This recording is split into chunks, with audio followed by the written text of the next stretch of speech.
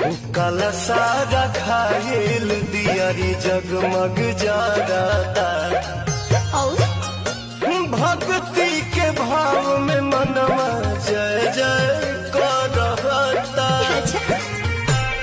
झुमुका हलावा सुनो रे गाधा गजावा सुनो रे श्रद्धा जगले बारी अपन बनोले बारी मंदिर के घंटी जिया भीतरी सुना जियारा में जोगन के जोगवा जगौली चल चुनरी चढ़ावे चल चुनरी चढ़ावे चल चुनरी चढ़ावे।